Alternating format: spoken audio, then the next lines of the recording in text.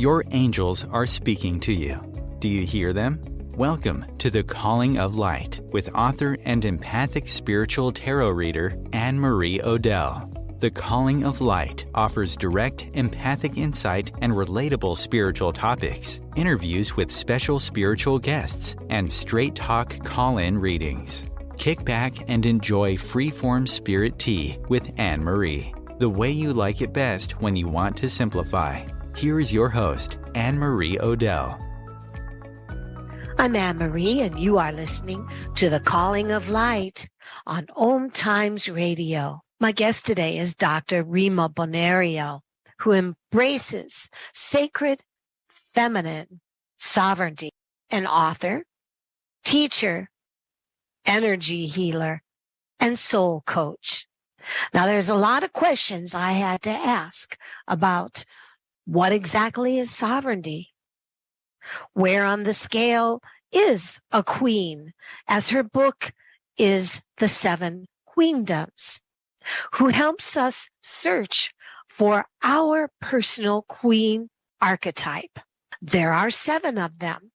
Rima holds a doctorate in transformation psychology and has studied with master teachers in shamanic shadow work, body-based energy work, sacred sexuality, and tantra. Rima is the creator of Bloom Fine Egyptian oils, and she loves initiating women into the use of these high vibration oils and the ancient practice of self-anointing. Today, she is coming to discuss her new book, which is The 7 Queendoms, all about finding which queen archetype you are. She has a very fun test in the book, which you will have to check out. So here she is. Thank you for being a part of my show today, Rima. I'm glad to be with you today. Tell me about the test that you encourage. And so I'm very proud to be an author with Flower of Life. And as you know, the book is called The 7 Queendoms, a soul map for embodying sacred feminine sovereignty.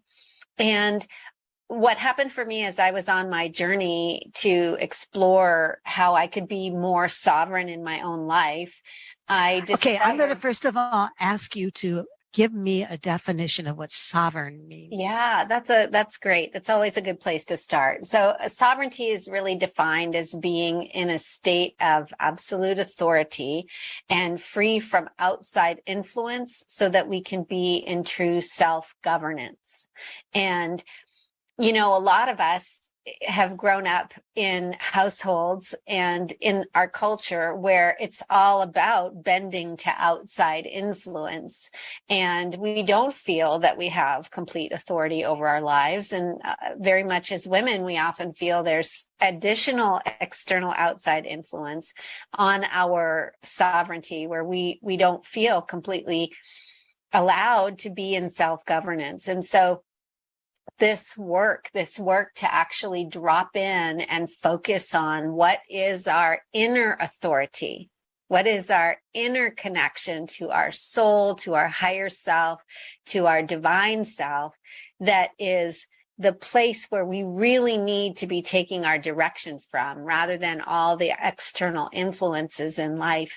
And that's really the gist of this work, is going inward to discover our own personal queendoms. And it's a big job, you know, it's a big job to do that excavating. It's discipline. Isn't it self-discipline? Well, that's one aspect of it for sure. And as I was doing that work, I discovered that it made sense for me to break it up into smaller chunks. And that's why there are 7 different queendoms. And when you go take the quiz that you were referring to, that's available on my website at rimabonario.com, the quiz will help you in a sort of fun way identify which of those queens you feel most comfortable with, which one feels most like home to you, which one is the one that you're really doing well in that domain of life. And it's useful as you go through the process, because when you get through, we'll send you a packet all about that queen, and you can really dive in and learn more about the one that's, super meaningful for you. Then when we go deeper in the work, we start to look at the queens that we're not as connected to, the ones that we aren't doing as well with, the areas of life that are still a bit of a mystery for us, or a bit of a, balls up, if you want to call it that. And then that also provides a doorway for greater healing, because we can start to pay attention to the areas that really need our support. Can you please explain to me what the queens are, the 7 queens? Or Yeah, so each queen oversees a particular area of sovereignty. And if you start at they're also loosely aligned to the 7 chakras in the body, if you're familiar with the chakra system. Sure. So that's kind of a useful, another useful framework to hold. We'll start with the grounded queen, who sits at the base of the body, and she oversees physical sovereignty. So everything in our physical lives, are we being well cared for? Do we feel abundant? Do we feel that we have the right to exist on the planet? Do we feel safe? Really is her domain. Then we move. Is she the queen that would represent the princess, the Jewish princess kind? Would she be somebody that needs a lot of money and needs a lot of comfort in her physical world, or the movie star, so to be? Well, she is the queen that helps us recognize that we are allowed to have a positive experience in the 3D realm. Like, we're allowed to be well cared for in whatever way that looks for us. Some people prefer an abundance of time versus an abundance of money. Other people prefer an abundance of luxury experiences. Some people prefer an abundance of love. And, we get to be the queen of our lives. So we get to determine where we want to put our attention and what we want to grow. We get to have all of those things in various measures, and so that's part of the physical domain. But generally speaking, it's the hardest area for us to work in. And so when I teach with my students, we actually come in the opposite direction than the way I'm going to go with you. And we can have some fun exploring why that's better, or why that's different. I won't say necessarily better, but different, to come at the queens from the opposite direction. But this one, the grounded queen, she's so important because so much of our life that we experience, the comforts, the joys, are very much tied to our physical experience on the planet. So we move a little further up into the system, and we come in contact with the passionate queen. And the passionate queen, her domain is our sexual sovereignty. And, how well are we seated in the throne of our own sexual self and our sensuality? Or do we find that the way we interact with the world in terms of our use of our sexual energy is really more about trying to meet some external guidepost, and so sometimes people have a lot of trauma in their sexual center, and they have had a lot of bad experiences, and it's important to take the time to go and look at our history, our sexual history, and begin to do the healing work around releasing some of those old experiences. Can I add something here? Yeah, of course. Many women, that when they reach the age of 50-ish, and the pheromones are gone, reach the invisible queen. They become invisible. They're still sexual. They're still feeling that they're sexy, but the pheromones aren't there wafting out like lilting flowers to men. And often women that go to the gym that are just amazingly attractive say, well, what's going on here? I'm the queen of my sexuality. I'm still feeling sexual. Why? But then if these queens of their sexuality have somehow all of their lives determine that their sexuality is not about how they feel inside, but how the opposite sex is perceiving them, do these queens become lost? This is such an important topic. We could spend a whole show on this alone, really. For me, the important thing is to recognize there are things we can do to be more seen.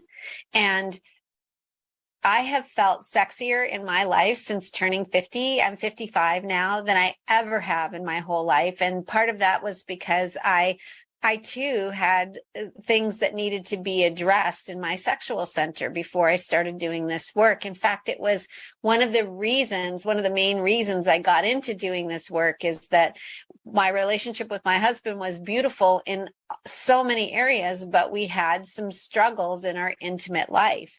And I needed to go and learn about my body and learn about ancient tantric practices and learn about my sexuality as an extension of my life force energy, that I own that belongs to me, that I'm the generator of that. And it's not being generated by somebody else out there.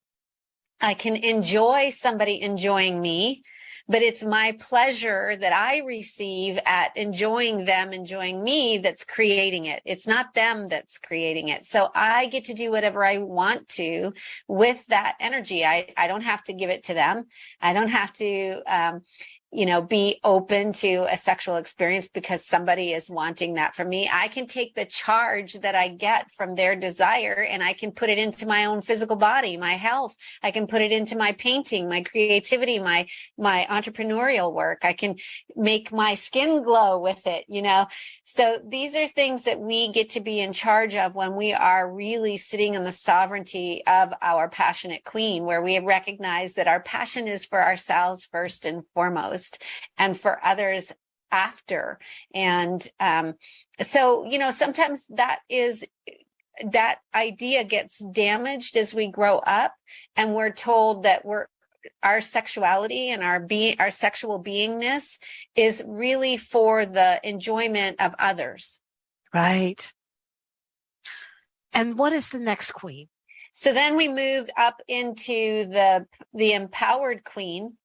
And she helps us with our energetic sovereignty. And this is a new concept for most people, this idea that you can have energetic sovereignty. Like, what does that mean? I had no idea I had an energy body for most of my life. And I didn't understand certainly that my energy body. Can you describe that? What your term of the energy body is? So an energy body is just the part of our body that exists in energetic form. Quantum science has been showing us that reality, what we think of as reality that feels like firm to the touch, is really just sets of overlapping energy fields that our brains perceive as the stuff we call matter. But all of that exists primarily as energy first. And we're learning as we grow as a species how to interact with physical reality at the level of energy. Now, a lot of ancient traditions have known this for a long time. You have energy medicine in Eastern medicine. They've always worked with the body at the energetic level through meridians and acupuncture, acupressure, through working with the chakra system, like the chakras themselves are part of our energy body.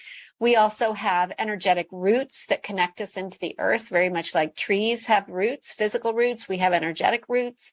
We have an energetic core on the inside of our body that helps us stay firm and in ourselves. But if we don't know it's there, we can't work with it.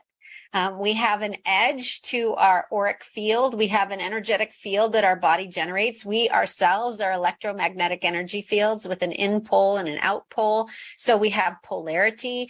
All of these things are useful for us to learn because it helps us interact with ourselves and the world in a more masterful way. And I go into this in great detail actually in the book, and certainly in all of my coursework as well, because we need to take on practices that allow us to begin interacting with these parts of our bodies. Just like we bathe every day to take care of our physical body, we have techniques and hygiene, energetic hygiene that we should be participating in. Energetic hygiene. I like that. Yeah. And that's a cool term. And it helps us to not spill out our energy out on other people or have our energy, impinged on by others when we're doing the work to make sure our space is nice and clean and clear.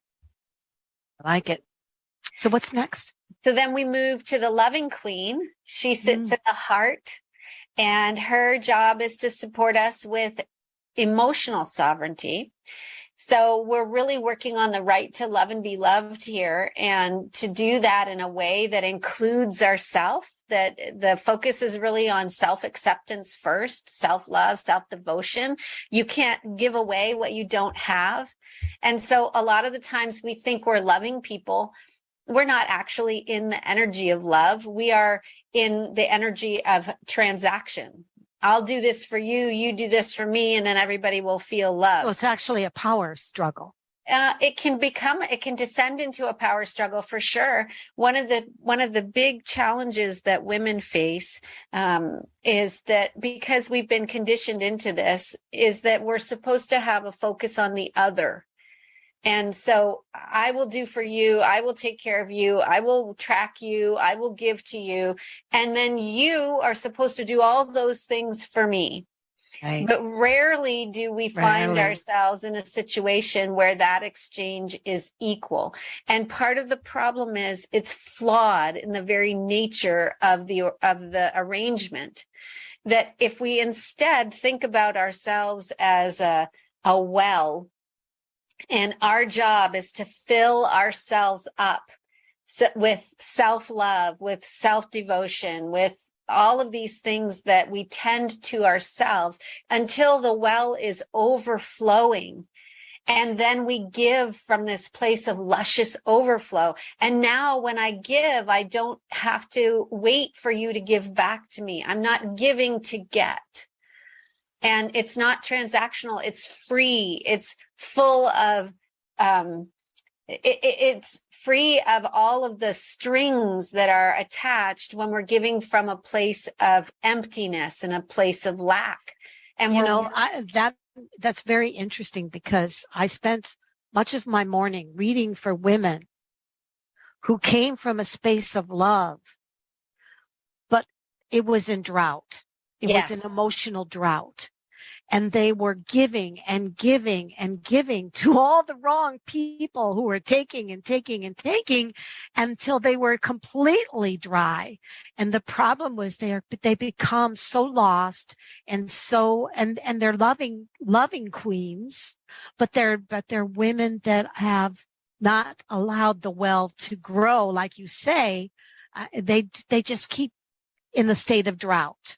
Yeah. And they're missing loving the most important person in their life, which is themselves. And, we're not very masterful at that because we haven't had good models of that. We haven't seen what that looks like. We've been told that that's selfish, and somehow we're supposed to be selfless. And that's not my perspective. My perspective is that when we become self-sovereign and we have filled our love tank, now we get to give with just this incredible, open-hearted experience. And the people who receive our love that's offered that way feel so amazingly well loved, because they don't feel this underlying anxiety.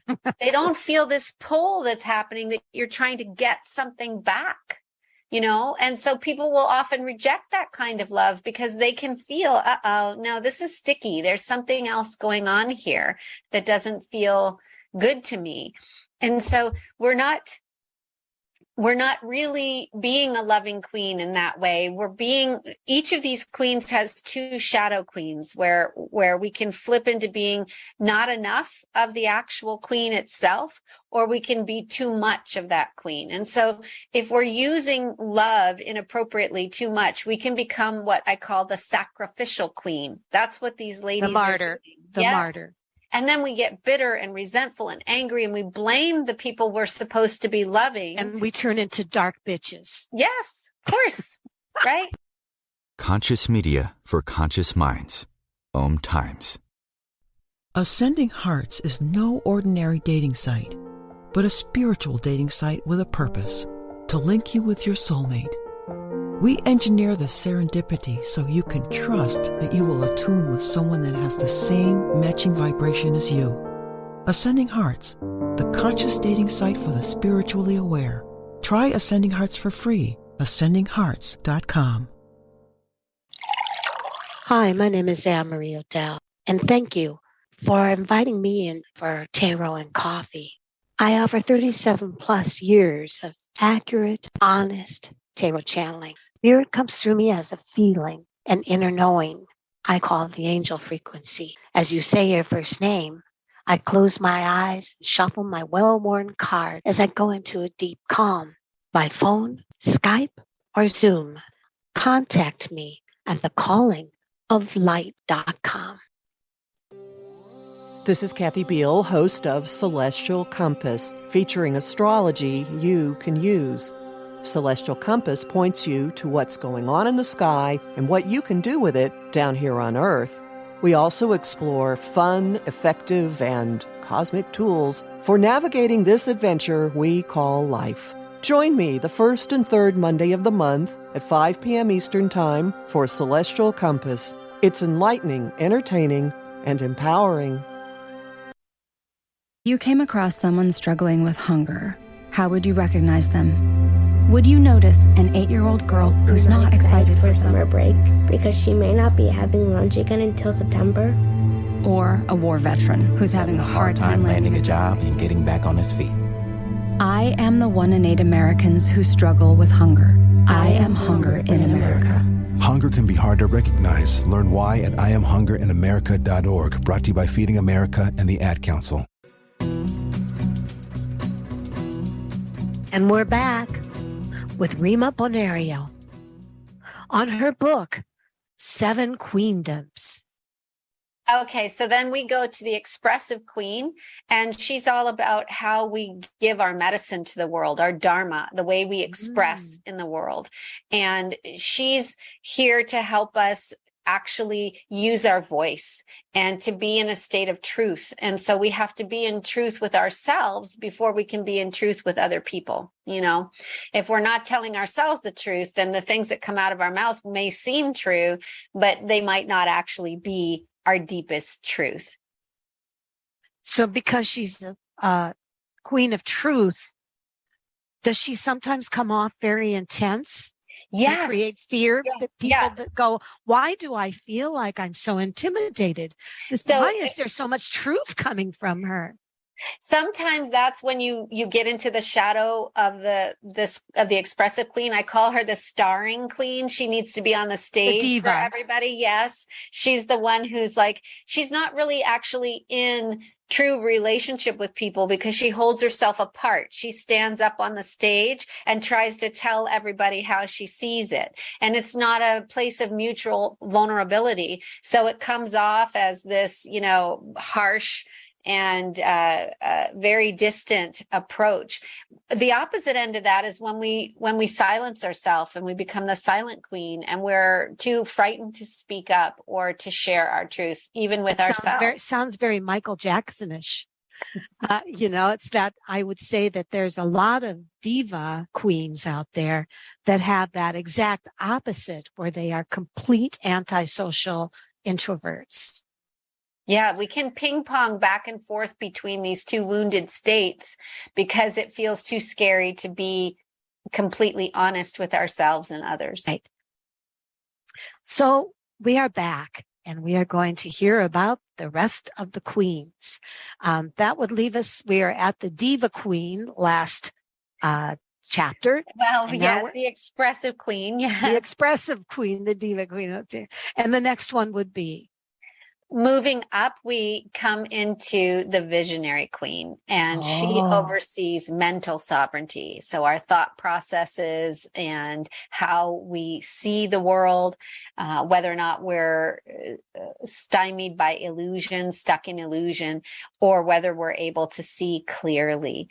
And the visionary queen, she's so helpful because her job is to really catch ourselves when we're believing our own stuff too much, our own bullcrap. And And so she helps us get through and clear through all of that. If we're too much in our thought processes, though, we can become the arrogant queen, the one who's the know-it-all. Interesting.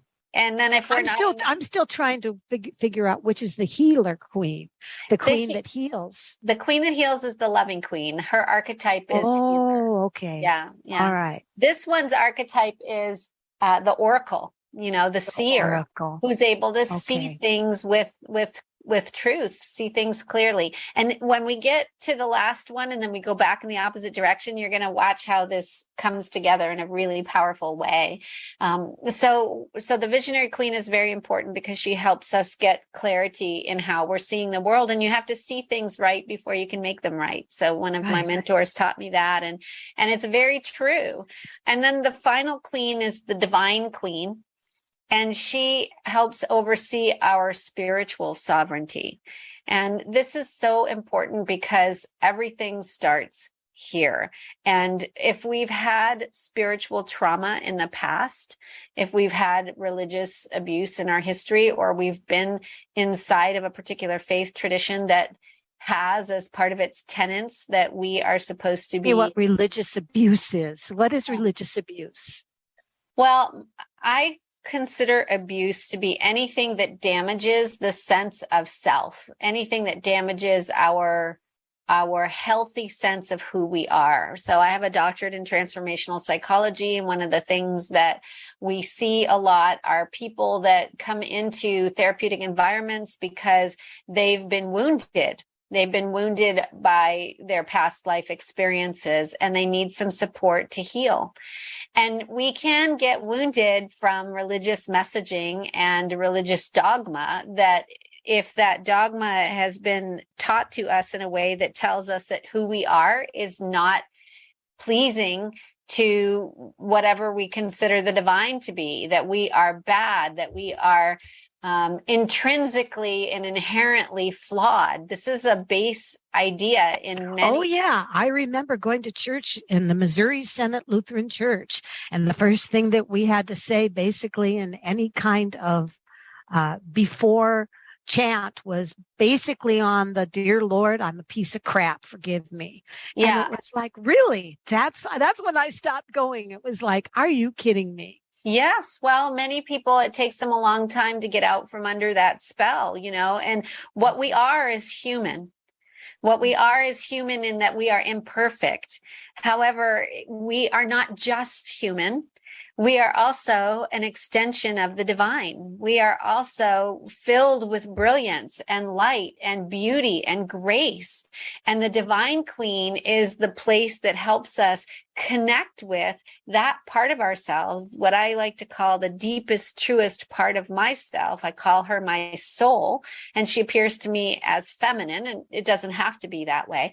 Some people like the term higher self, and that part of us is the place where we can receive clear guidance from a deeper truth that is within.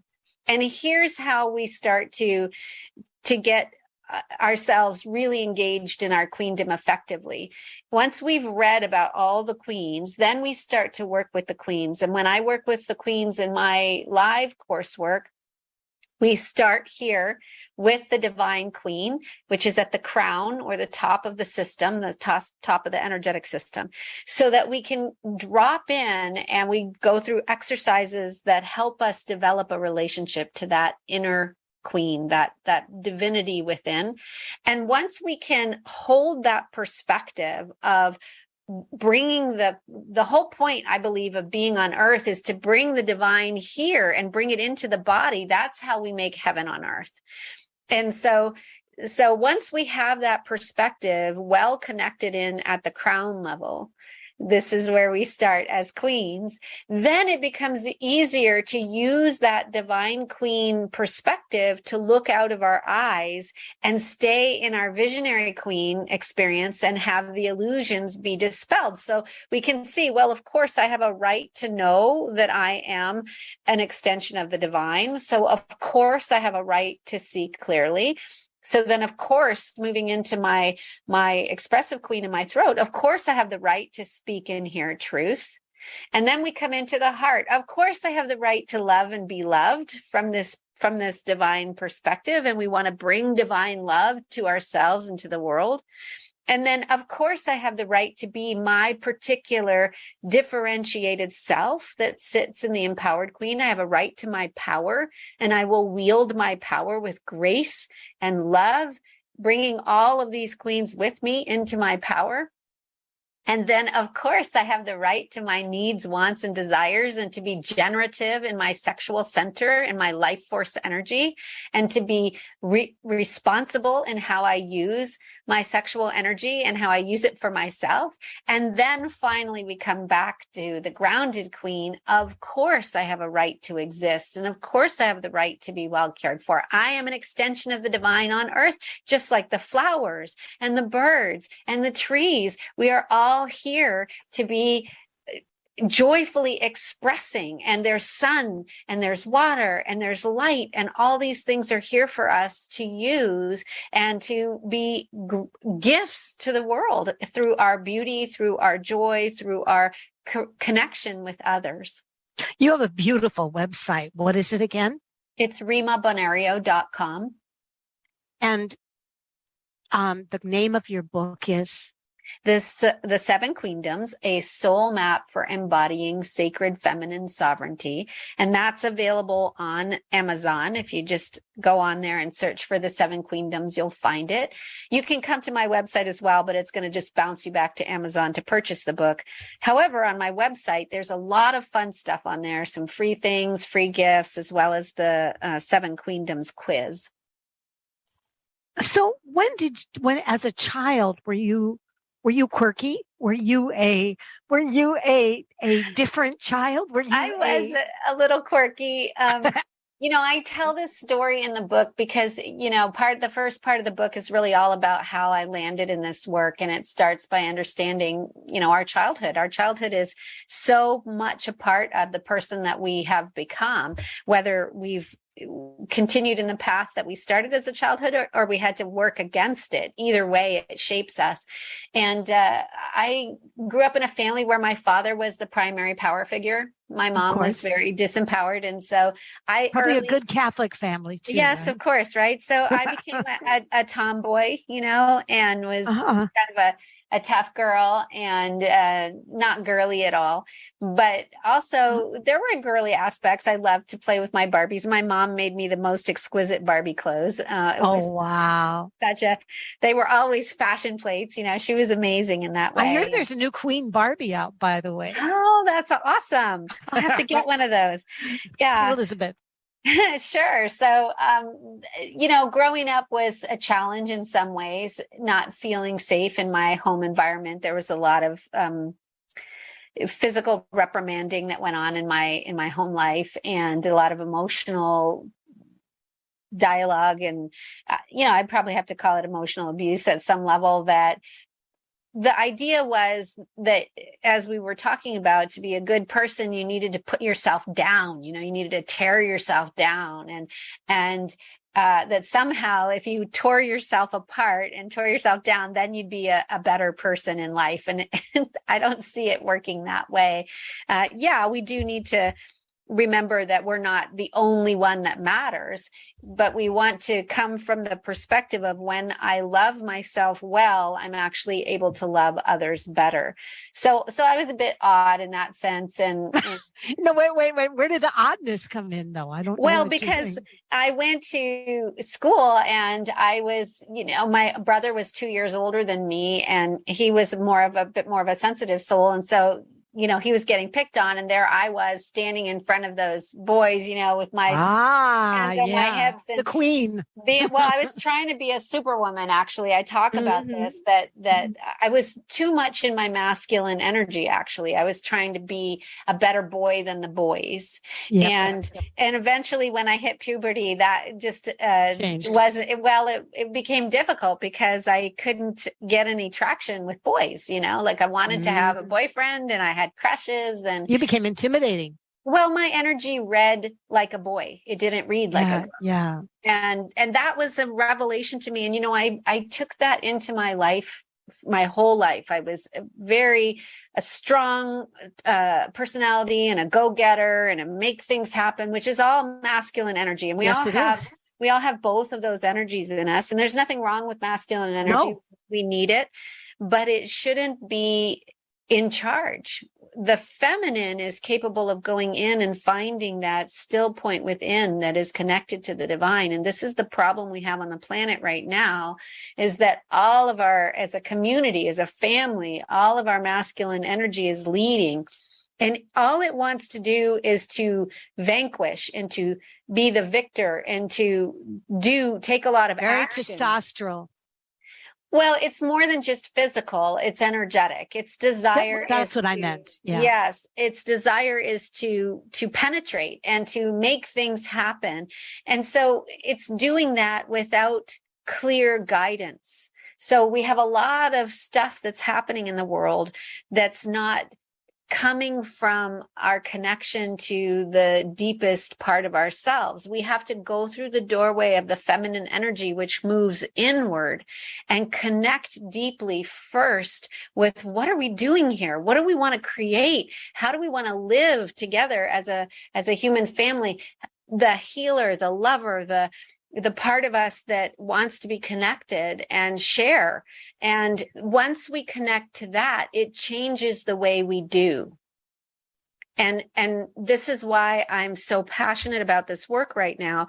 Women have a little more easeful access to feminine energy because of our physical bodies. They're designed to work more easily with feminine energy. We have the plumbing, if you will, that draws inward. And when we as a group can become more masterful at holding our feminine energy as the leader energy, it's changing the world. It's changing the way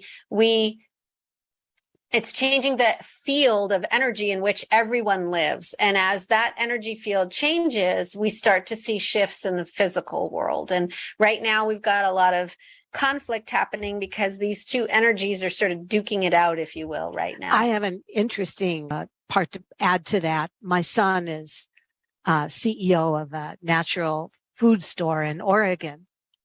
All of the male people in the loader department left because there was a better job down the road.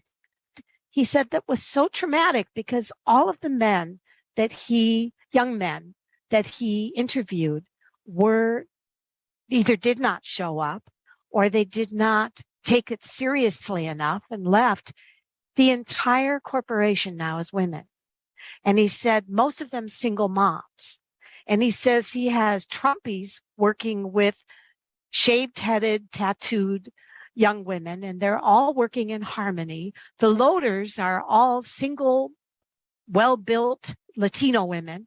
And he says the people come into with their semis to unload and are just flabbergasted that this entire company is run by women.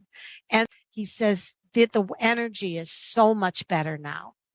I just had to add that and I don't know about you, but I'm noticing doctors, lawyers, there are so many positions now being held by women that never would have been.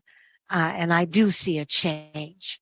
Women do tend to, we can talk about how women can not be good to each other. Women always love women on Facebook when they're in disaster, they've just lost a dog or a cat, or they've been traumatized. But if you're proud about anything and you post it, I'm just amazed by the silence. And it's almost as if there begins to be this energy of, well, just who do you think you are? Now, in your position, I'm sure as a leader, you do not, and you have a fan group. I've become more selective about my friends group. You are listening to The Calling of Light on OMTimes Radio. The Real Conscious Connection. OMTimes Radio. IOM FM. Humanity Healing International is a small nonprofit with a big dream Since 2007, HHI has been working tirelessly to bring help to communities with little or no hope. Our projects are not broad mandates, nor are they overnight solutions, but they bring the reassurance that no one is alone and that someone cares. To learn more, please visit humanityhealing.org. Humanity Healing is where your heart is. Grab a cup of tea or a glass of wine and tune in for inspired conversations with publisher Linda Joy on Tuesdays at 2 p.m. Eastern. Linda creates sacred space for leading female luminaries, empowering authors, heart-centered female entrepreneurs, coaches, and healers. A soulful venue where guests openly share the fears and obstacles they've overcome, wisdom and lessons learned, and the personal journey that led them to the transformational work they do in the world. Inspired conversations to empower you on your path to authentic, soulful living. If I could be you, and you could be me for just 1 hour. If you could find a way to get inside each other's mind. Walk a mile in my shoes. Walk a mile in my shoes. Walk a mile in my shoes. We've all felt left out, and for some, that feeling lasts more than a moment. We can change that. Learn how at belongingbeginswithus.org. Brought to you by the Ad Council. Walk a mile in my shoes.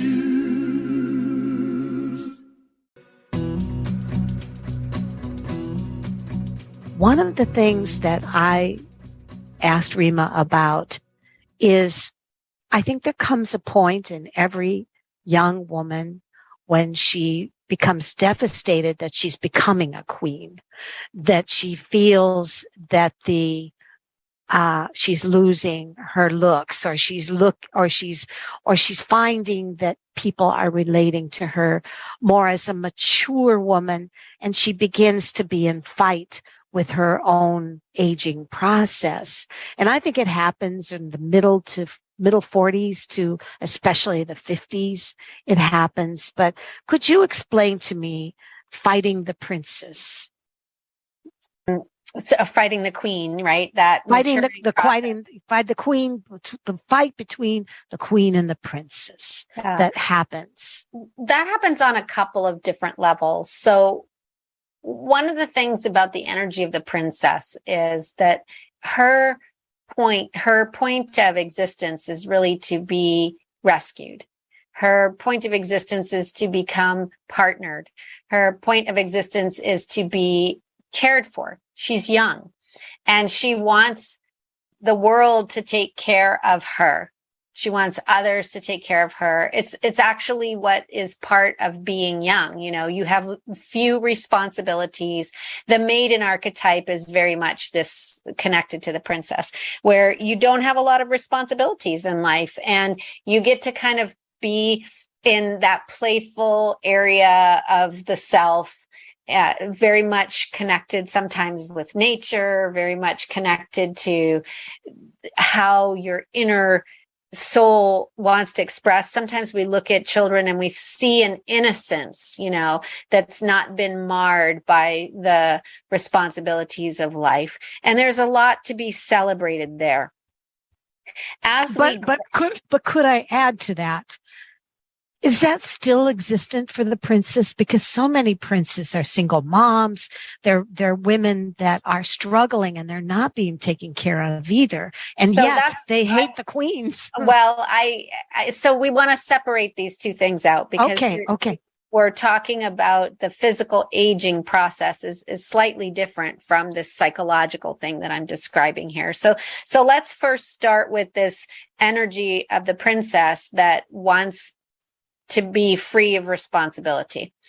So then something happens in life where maybe we have a child or we have a marriage and then it goes wrong. Maybe that falls apart, or maybe we have struggles at work, and responsibility starts to kind of find its way into us, into our lives. And single moms, you know, any woman really at any age who's raising a child in the 20s and the 30s, I mean, this is hard work.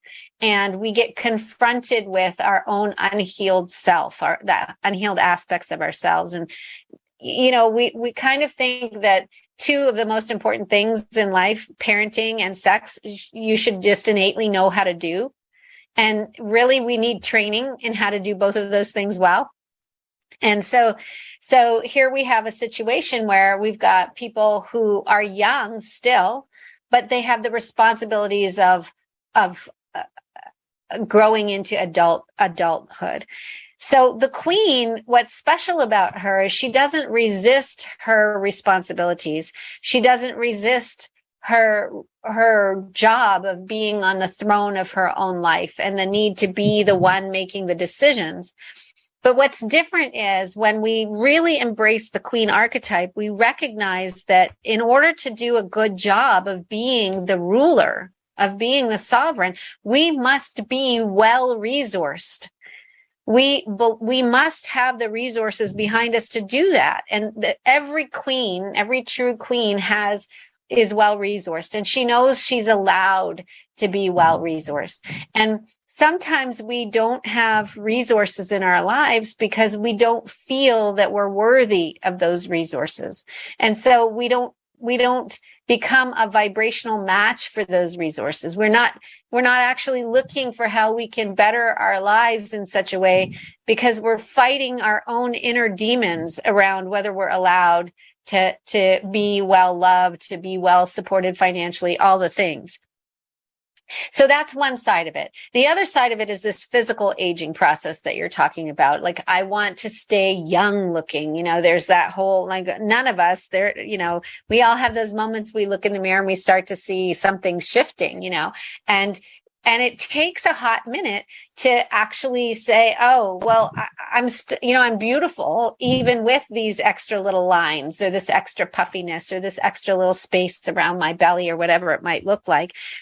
Because as the queen, we define our beauty from the inside out. We're not looking for external standards of beauty to define who we are. And we're not needing a mate to tell us that who we are is okay. Whereas the princess's whole job is sort of the young woman, as our culture defines it.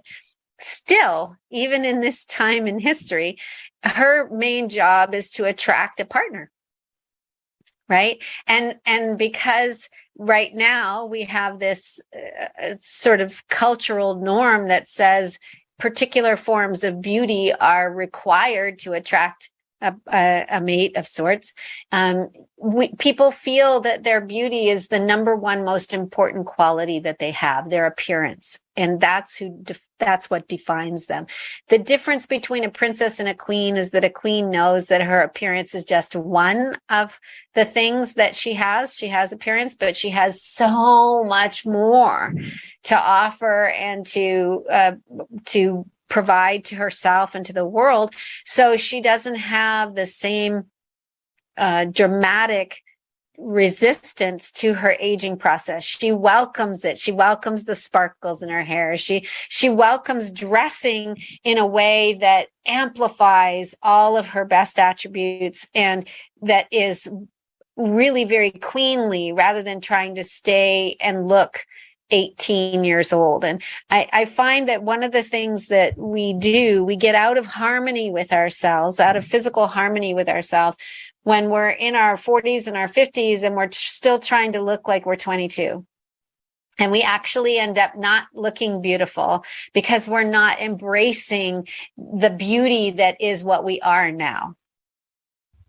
I agree. And it seems as if there's another thing going on in there too, which I can understand the positions of the princess and of the queen. But why does the princess and the queen? I've known women that were older that absolutely hated young, pretty women just because they had what they don't have. And I've seen women, there's a movie called Fried Green Tomatoes, in which the woman crashes the Volkswagen and they said, oh, you're just old or something. And she's, yeah, but I've got better insurance, So there's kind of anger sometimes that goes on between the princess and the queen, of resentment.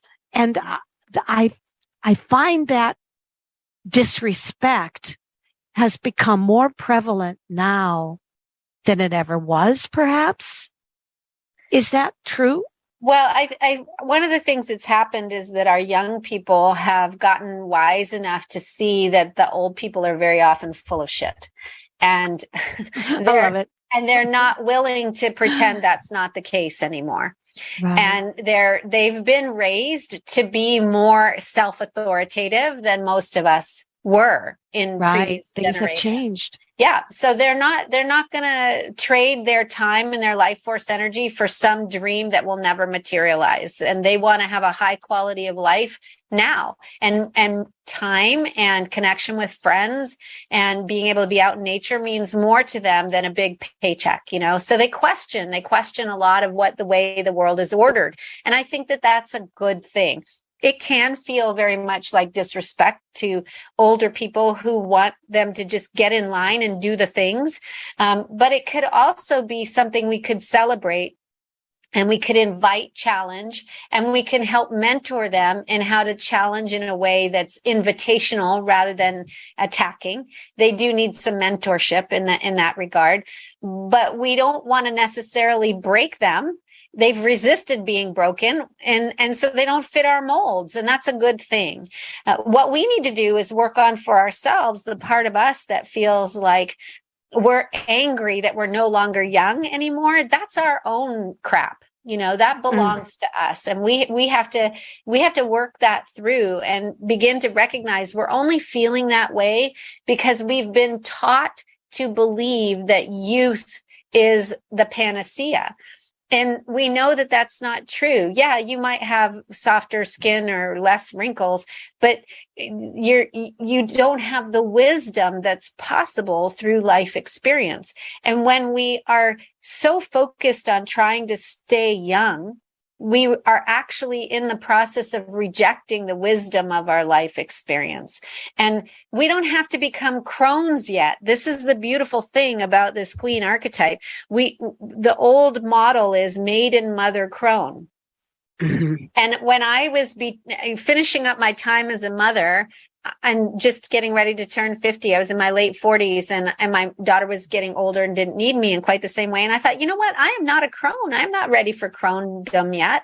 There must be something else here. It feels like there's something missing. And when I started my research and began to look, I discovered this missing fourth archetype of the queen. And this time period is a beautiful time where I have, once again, similar freedoms where I don't have the mothering responsibility I once had, but I have resources now that I didn't have when I was younger. I have wisdom now that I didn't have when I was younger. So now I get to be of service in a whole new way. And the queen is about serving, but we get to serve ourselves at the same time. And this is a radically different perspective that's been missing in our understanding of the role of women as we age. You say there's a difference between the crone and the queen. Explain to me what you think a crone is. When we reach the age of Crone, when we reach the time period of Crone, we're really deeply in the wise woman archetype, where her job is really as advisor. And she's not directly involved so much in the running of things. She advises, and she gets to enjoy. It's a little bit more passive. She gets to enjoy the love that's around her, the sort of community of children, grandchildren, great-grandchildren that are seeing her, if it's done well, are seeing her as the elder. But she's not going to put on her battle gear and go into battle. And the queen sometimes needs to go to battle, So the 50s and the early 60s and the late 40s, you call the era the queen. Yes. before she turns into the crone. Yeah. And I will say these energies and the power of these energies, these archetypes are available at all times in our lives, but they tend to be more present at these, when you look at stages. Yes, as stages. And there are lots of women that reject the word crone and that say, no, that's not. And I find that is, I'm not against the word crone because I am older. But the thing is that I kind of learning to replace that with the wise woman. Well, let me tell you this, that's so shocking for a lot of women. When I share this to them, it is not possible for us to fully inhabit our wisdom as crone if we haven't first inhabited and welcomed and embraced our power as queens. That totally makes sense. And I think that what your book is just what I wished I would have had in my 40s, 50s, and early 60s. I wished that I would have had someone like you to be able to tell me what I was going through and how I needed to go through my chakras and relate each queen to them. I wish that I would have had that. Now I'm at the point where I'm happy, but I had to learn it the hard way. And I think also it just kind of hits you like a bullet in the gut and you realize the wisdom comes to you. But the thing is, you're a beautiful woman. And I really admire your book and your journey. And I think that there's going to be a huge amount of women that are really, really needing what you have. Thank you so much, Anne-Marie. It's been a pleasure to talk with you today. And give me your website one more time. It's rimabonario.com, RIMABONARIO. And the name of your book. It's called The 7 Queendoms, a soul map for embodying sacred feminine sovereignty. And thank you very much for joining me today. And I hope that Rima Bonario's journey work will direct you to her book and possible classes with her on finding your queen archetype, as well as the discovery, fulfillment, and your journey. Sacred sexuality and tantra and the sacred art of anointing. Rima is the creator of Bloom Fine Egyptian oils, and she loves initiating women into the use of these high vibration oils and the ancient practice of self-anointing. I'm Anne-Marie, and you are listening to The Calling of Light.